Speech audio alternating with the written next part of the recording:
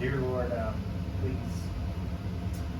bless the word that goes out today. Speak through our mouths, Lord. Help it to nourish our bodies and produce lots of fruit. We bind the enemy that will take it away and help us to apply it to our lives for transformation and for your kingdom to come. We ask all this in Jesus' name, the name above all names. Amen. So we're in chapter 12 this week. Once again, we're in this whole between 10 and 15 is kind of these pithy statements, so there's not a lot of themes. You will hear a lot of repeat around, the mouth and speaking of the heart, other things, wicked, good, some contrasts you'll hear as a theme. But, I think there's a lot here, and we can definitely have some good conversations. We did this morning in the men's study. So, Lindsay, would you like to read the first two verses? Whoever loves instruction loves knowledge, but he who hates correction is stupid. A good man obtains favor from the Lord, but a man of wicked intentions he will be condemned. So I guess there's a couple of things. When I read this, I read the key here seems to be a humble heart, right? Because if you want to accept correction, you're choosing ignorance or stupidity, as this translation says. So, and we probably all know those people that don't take correction, It all kind of boils down to a pride issue, right? And we have to be humble. You think back to most scholars believe Moses was one of the most humble people, right? And the people that are the most humble, God can use the most. So that's important. So the question here is how do you stay humble? It's easy to say that, but how do you actually do that both in the home, with your spouse, when there's a conflict? Are you humble? Or in the workplace when there's a conflict? How do you do that? What have you seen that's worked or not worked? Any thoughts on that? Stop and take a moment. Just pause. Yeah. Don't think before you speak. Yeah, I think I talked to Adam this week and I was going to send it to him. I don't think I did. So it's my bad on sending it to y'all. But I listened to a great podcast one of my fellow teachers recommended. And the whole lesson was on hurry. He mentioned that to me. And he was like, the devil doesn't have to do much. He can just fill our schedules. Mm-hmm. Because we're not meant to have a full schedule. He can just schedule God off just by keeping us so busy with other things that we don't have time for God. Right. And that's probably, he said, probably one of the number one things everybody struggles with because they don't see it. We're just so focused and so busy, and we've got these commitments and work commitments, and we've got kids commitments, and we've got extracurricular church commitments, and it all becomes commitments, and we don't have time to pause and be with God. And so I'll post that and send it to you. The second part was, a good man obtains favor and the wicked will be condemned. And I thought about this with judging, right? Two things. In this world we don't seem to see a lot of justice. So what do you think is the root cause with us not seeing justice in this world?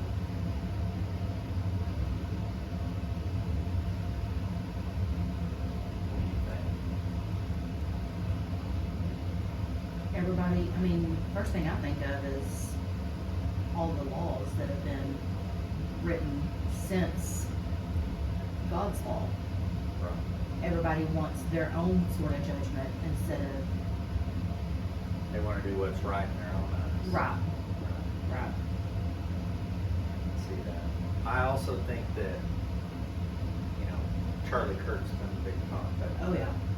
If we had more people that understood the righteousness, then we as the people would call out and hold people accountable, you know? Right. And if we did that more often, the government would have to have justice.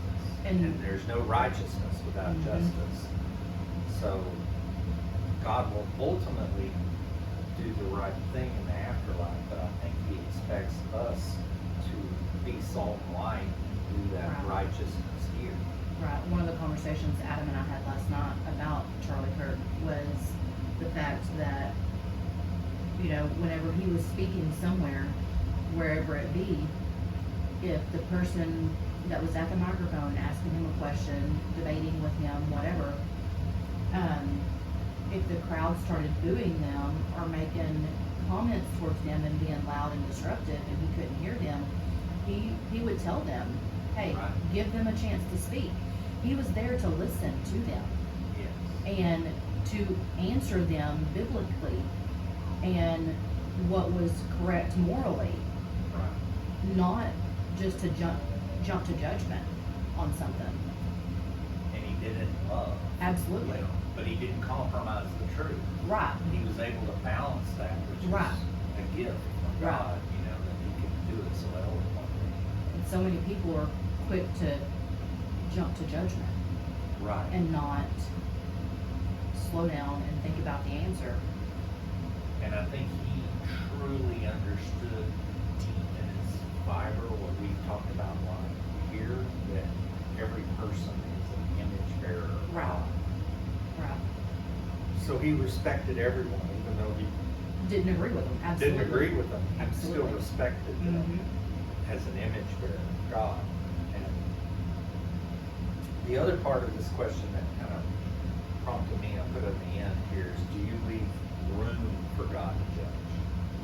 I think sometimes we, especially in our own relations, we want to take matters into our own hands. We want to say, well, that person deserves it, so I'm going to do this. You know, we don't leave room for God to judge. And there's that balance, right? We need to make sure as a society that we judge evil. Right. But at the same time, we also have to have room for God. Like with the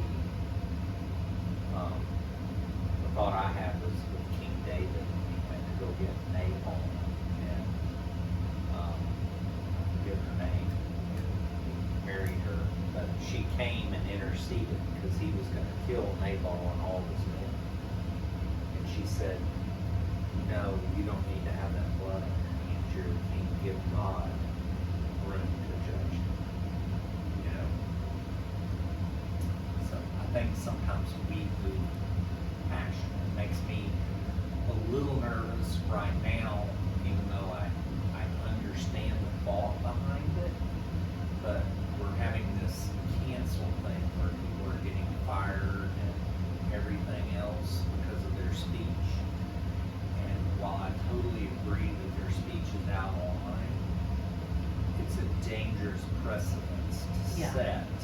And this, if we set this and we start going down this road, it leads towards hate speech. And then Mhm. we know where that goes. And Yeah. every time we say the word Jesus, it's going to be perceived as hate by one group or another. Yep.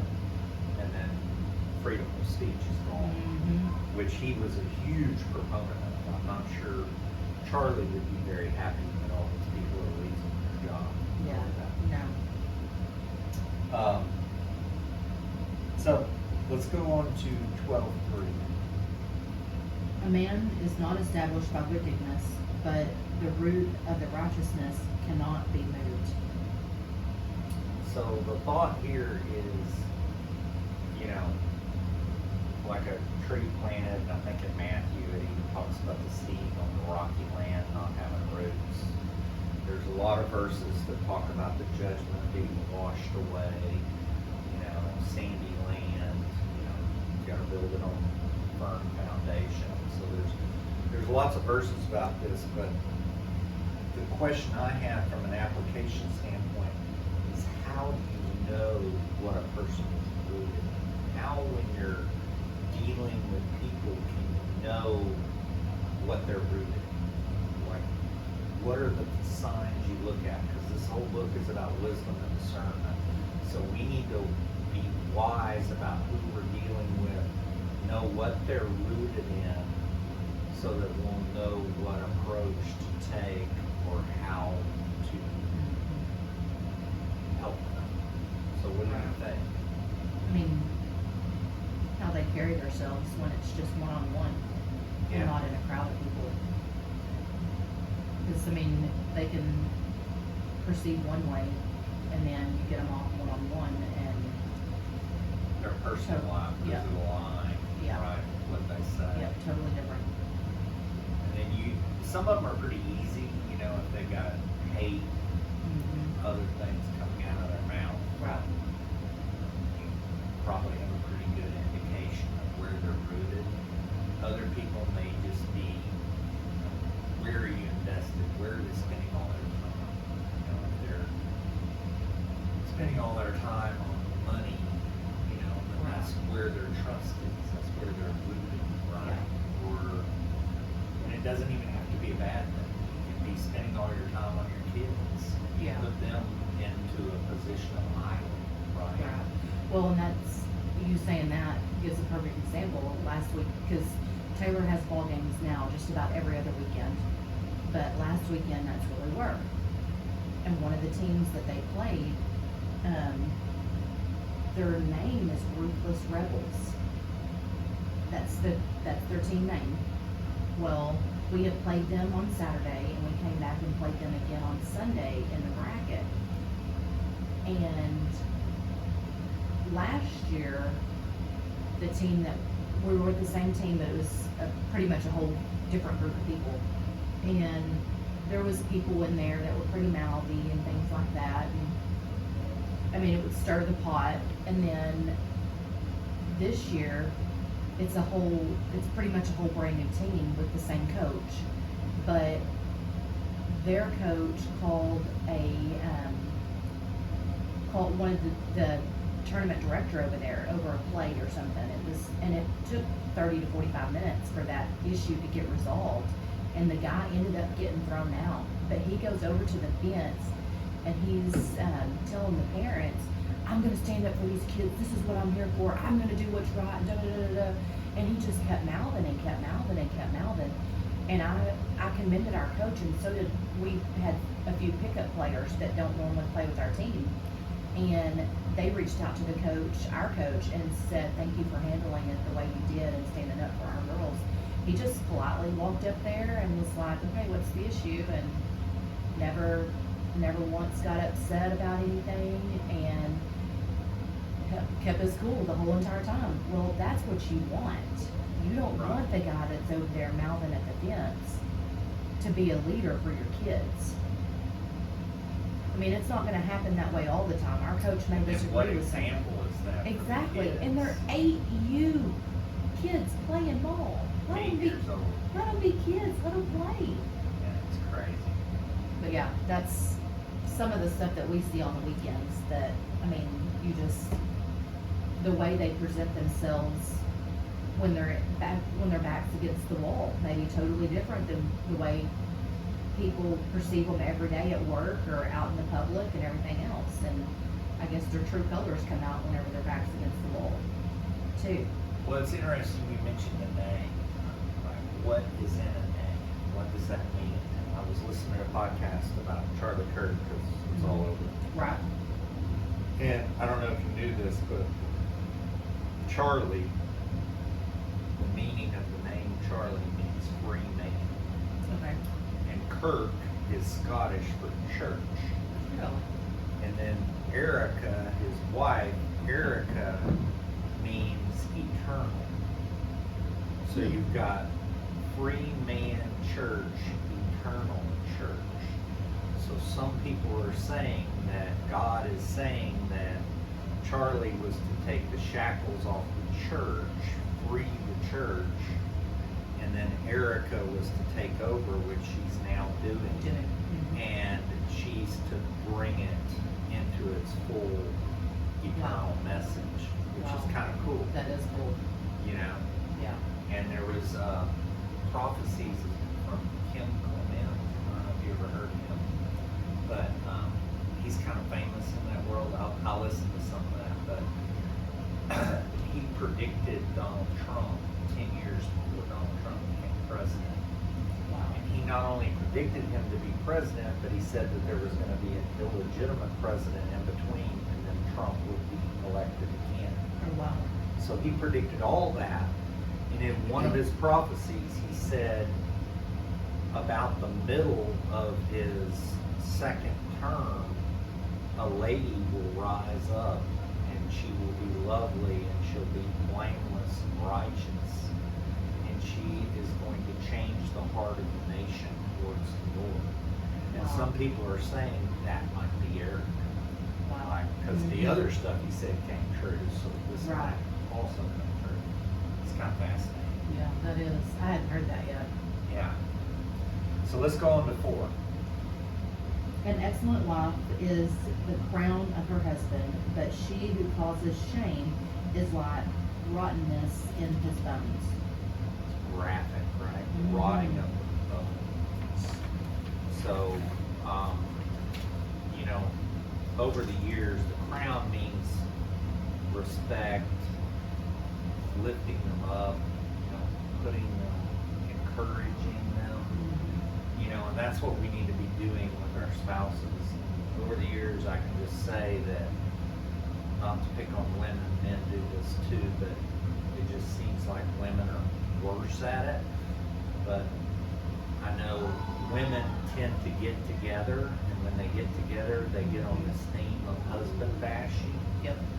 And, you know, over the years of us teaching and being involved in church for 25 years or whatever it is, you know, we've seen so many marriages fail. It's like, so many times women don't understand that if you're, we've talked about it here, but if you're speaking out something negative, you're going to produce it, right, as a creator. So, and it also just focuses your mind on the negative. So now, because you're so focused on the negative, you can't focus on all the wonderful qualities of your spouse because you're so focused on the negative. Right. Right? And I've just seen that. There was a great little poem he put in here. I thought this was pretty eloquent. It said, to keep your marriage brimming with love in the loving cup, whenever you're wrong, admit it. Whenever you're right, shut up.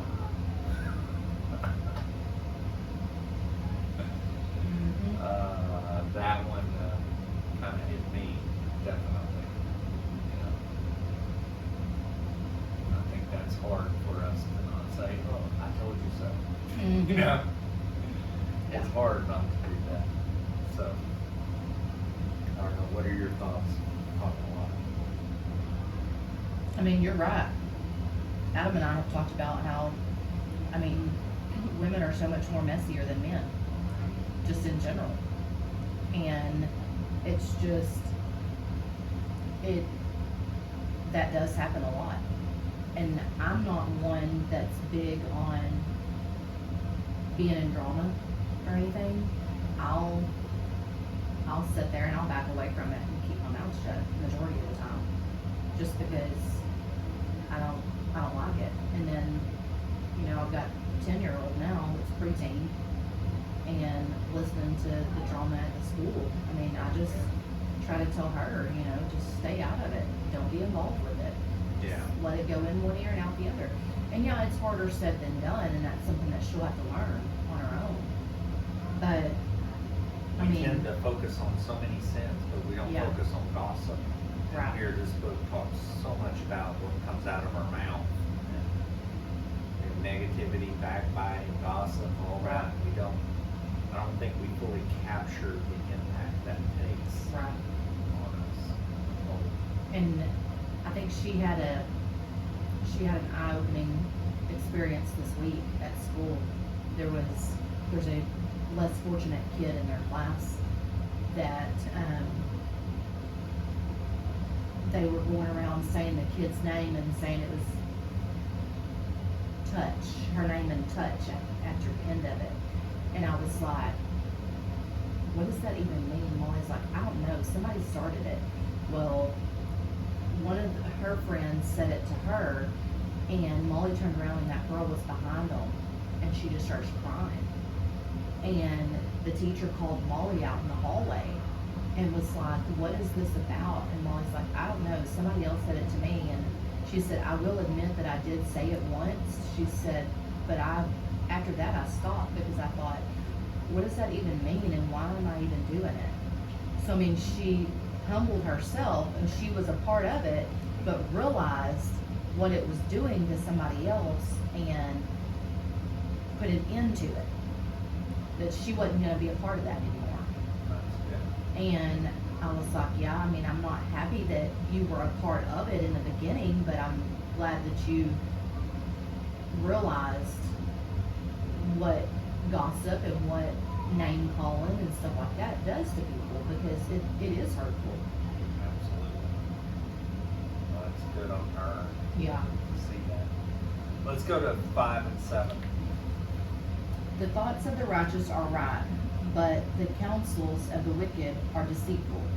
The words of the wicked are lie in wait for blood, but the mouth of the upright will deliver them. The wicked are overthrown and are no more, but the house of the righteous will stand. So there's a lot of, we have examples in the Bible of Haman, for instance. He built the gallows for Mordecai, and then he was hung on the very gallows that he built.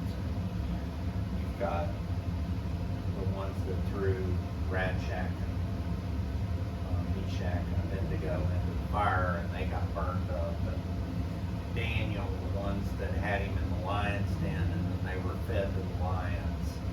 So we've got several things where God will deliver the sowing and the reaping. You reap what you sow. So you'll see some of this here. And I think that's where I see it. The point I'm trying to make here is, how do we identify the wicked and avoid their traps? And I think that's pretty easy when they're speaking evil and that type of stuff. It's a lot harder when they're a wolf in sheep's clothing. Right. So that's the hard part, right? How do we identify those? What are your thoughts? Yeah, that is, I mean, that's hard. Listen closely, have open ears, open mind, open heart, and pay attention to what's being said and not just take everything for truth. Right. And watch your actions, right? Right. The actions mean the word, match Yeah. the words. Right. And pray, sometimes Yes. the Holy Spirit will just give you a sense, like there's everything sounds great, there's just some uneasiness, we need to be sensitive to that, and pray into that. And I think we all make rash decisions, Right. One of the things Heather and I have started doing is we try not to make any major decision without sleeping on it at night and praying about it, Right. So just slowing down back to that hurriedness. Right. Yeah. Sometimes that can save you, just slowing down and letting things kind of play out a little bit. Yeah. You go, oh wow, glad we didn't do that, Yeah. just because we slowed down.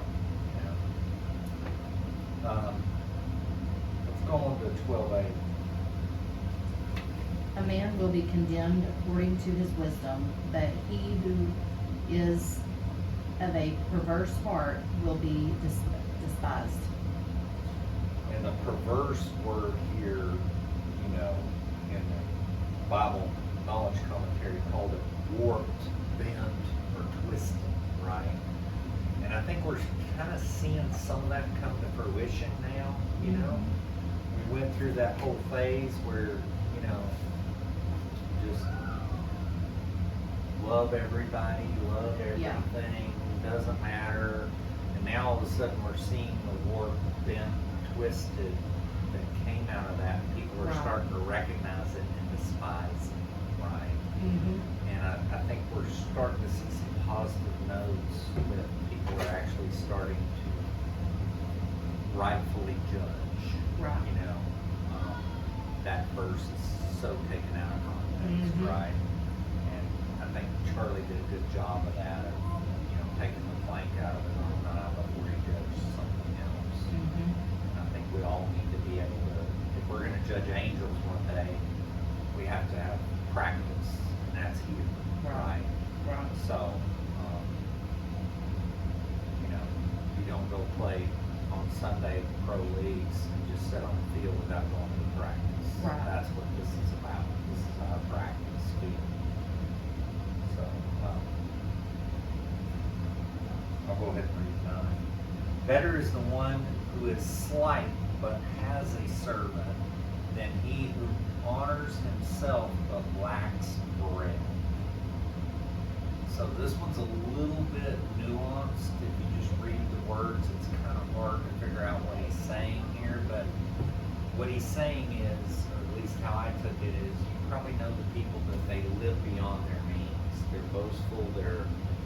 They, you know, they may drive a BMW or, you know, some kind of status car, and they may be way into status, but in reality, you know that they're Right. living up to here with credit card Mhm. debt, Yeah. you know, living way beyond their means. And, you know, the problem here is that person is going to be racked with anxiety, no peace, you know, because they have this huge debt, and then they're living this false life, right? And so they can't have peace.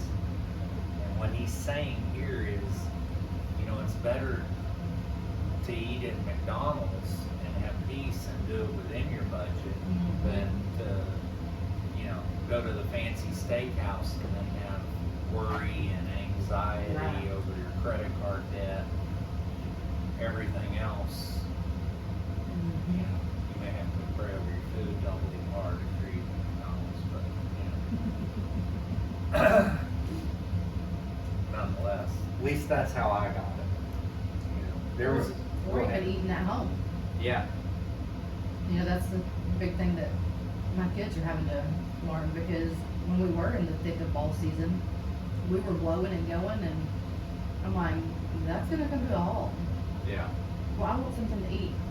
Get it out of the pantry, get it out of the refrigerator. I just spent X number of dollars on groceries. oh, We're I not- know, We're not going out to eat. This is your food for the week. exactly. So, yeah, they've got a rude awakening in that part, for sure. And I think there's kind of almost an addictive nature to that Oh, fast yeah. food, because I see it in my kids too. It's like, Mhm. like we'll make something at home that is so much better than fast Mhm. food, yet they crave that. You know, Mhm. I mean, Lord only knows what are in McNuggets, but Right. for some reason they're incredibly addictive, and you could have a delicious home-cooked meal, but they would rather have the little fried mystery meat. Mm-hmm. You know, and it's Yeah. amazing. Okay, can you read 10? A righteous man regards the life of his animal, but the tender mercies of the wicked are cruel. So to me, there's a kind of a cool story here that McGee said, so I can read this right quick. It says, as I mentioned before, my father was killed in an accident in a cotton gin when I was 14 years old. I was at that age when a boy thought of his dad as a hero, and frankly, I never got over it. I remember one time we were driving on a dirt road by horse and buggy from Ardmore to Springer, Oklahoma. Ahead of us was a man in a buggy who was drunk, beating his horse. We couldn't get around him. My dad got out of the buggy and talked to the man about beating his animal. Of course, the man, being drunk, was offended and took a swing at my dad, but he missed. So my dad hit him and knocked him to the ground, took his whip away, and then he told him to get back in his buggy and leave his horse alone. Then we followed the man as he got ahead of us. This incident so impressed me and I'm delighted to find it here in Proverbs. So, I don't know about you, but it's kind of like my spidey sense goes off when I'm around people that don't like animals, don't like dogs, or, it's just something about it. Yeah. And I think even dogs have a sense. Oh, yeah. I remember years ago, Heather and I, we were just married, and Heather has a family member that's mentally challenged, very low IQ, and she's incredibly loud. Her name's Ginger. That she's just like, Heather! Just like this, really loud. And sweet, but very loud, just, And we had Shelties, which are notoriously real skittish, shy dogs. And our Sheltie was named Shelly. It was a little bit bigger Sheltie, and terribly shy. But Ginger came in, and Ginger sits on the couch, and she goes, Shelly! Like that. We're thinking the dog's gonna run. No. Shelly jumped right up and got in her lap and laid down on her leg. Oh, wow. And then she's petting the dog like this, and Shelly just stayed there because Shelly knew. Anybody else even being sweet like you come in the door and she'd run the other way. Yeah. Because she was so shy, but it's like Shelly knew. She had that sense. Yeah. That's cool. Yeah, I most certainly think that animals know the type of person they're around. For sure. Okay, let's go to verse 11. He who tills his land will be satisfied with bread, but he who follows frivolity will devoid of understanding. So basically, this is talking about being faithful in your work, right?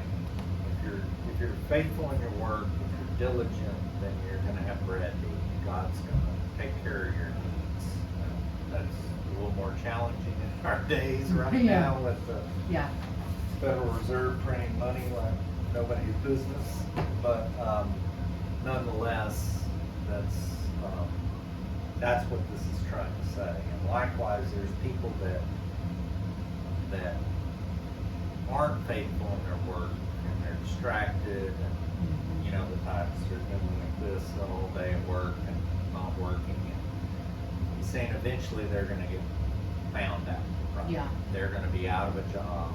Things are going to happen, and they can't count on that bread. Right. So. I think we see a lot of that. We see a lot of the enabling kind of society. And what do you think? Any thoughts on this? Yeah, it's just, it brings me back to, planting a garden,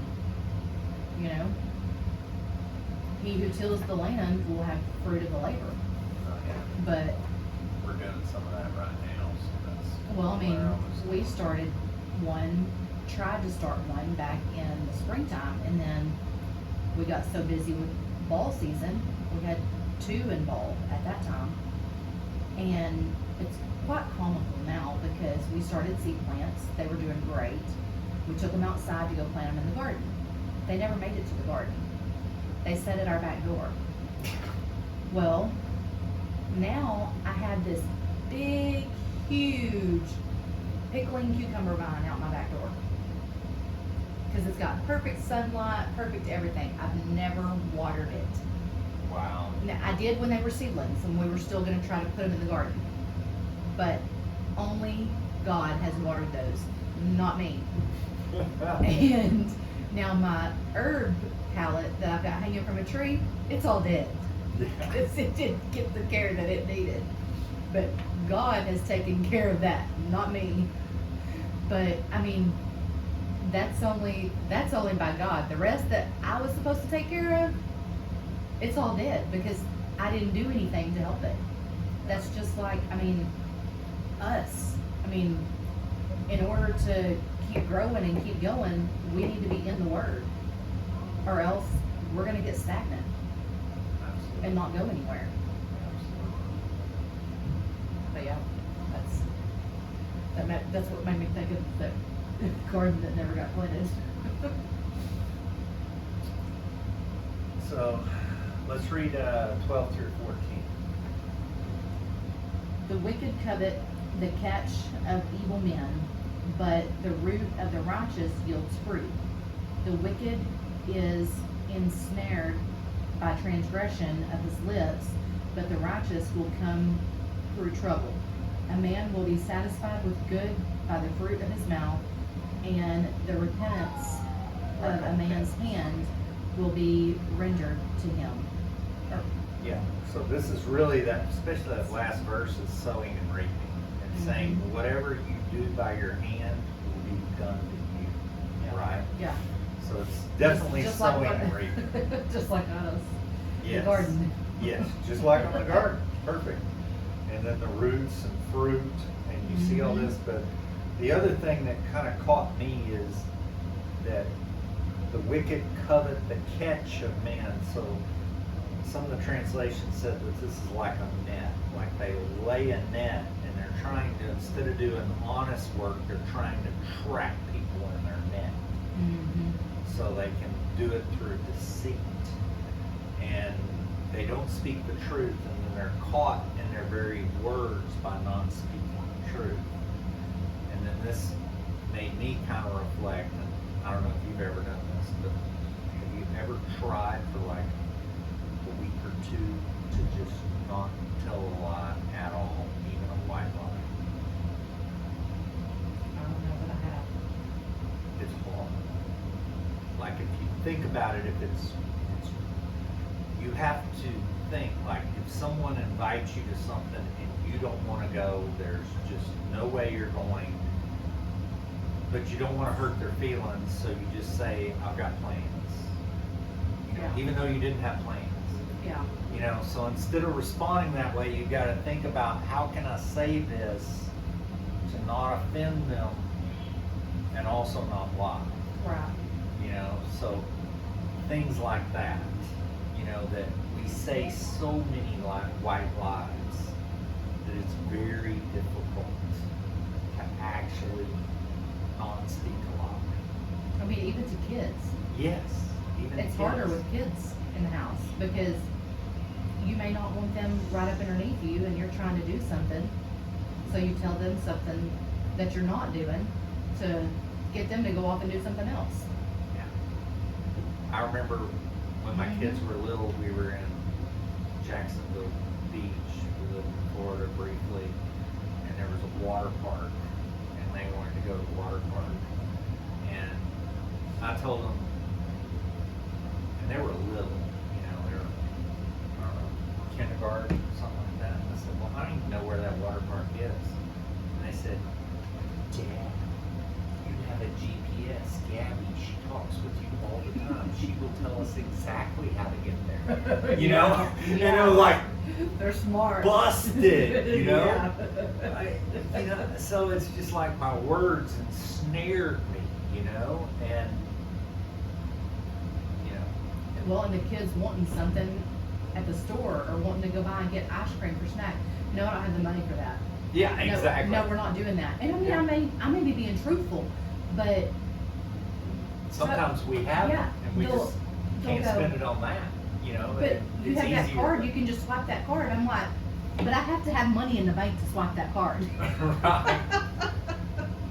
Yeah. Exactly. Yeah. And there's just so many things. And then the wheels start turning Yeah. in their mind.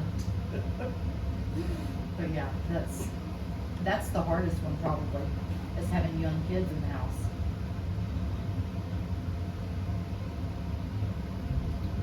Okay, let's do 15 through 16 and we'll wrap it up. The way of a foul is right in his own eyes, but he who heeds counsel is wise. A fool's wrath is known at once, but a prudent man covers shame.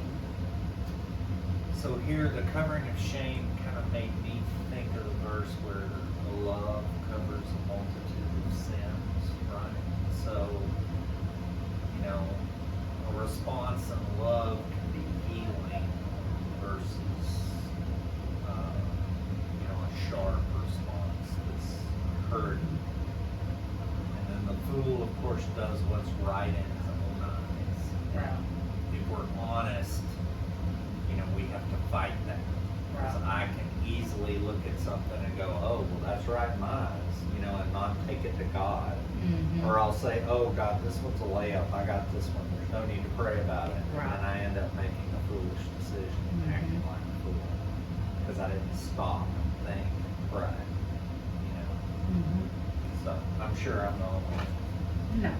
that's ever made a decision based on my own eyes and regretted it. No.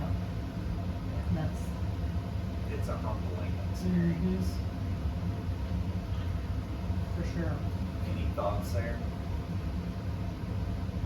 I mean, just like you talking about how you and Heather have come to pray about things.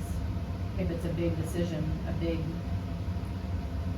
purchase, anything that has big meaning or big consequences or anything like that, that you pray about it and sleep on it before you make that final decision. I mean, that's Adam. Sometimes I get annoyed with Adam asking me 500 questions all the time, but in the end, I know that he's doing it because he wants my thoughts on it too, and not just to make that decision on his own. And I mean, that goes back, I mean, in God's eyes, he would be a fool for not asking me or seeking my wisdom on it too, and us making a joint decision rather than just doing it on his own. Yeah, my wife has this art down. She's really good at it. Where she makes me think I'm making the decision, and she lifts me up. And I'm aware of it, and I actually love it, but you know, she could have taken the negative bent, but instead of doing that, like I might say, well, I'm gonna do this, and then she'll say, okay, Cody, I can understand why you're gonna do this, but have you ever thought of that? And she'll say, and this is how that might work. And I'll go, yeah, let's do that. And she'll go, oh, I love you. You always make such good decisions, huh? You know? And then she gives me back the respect. And for the most part, my wife is very wise. For the most part, I follow when she has suggestions.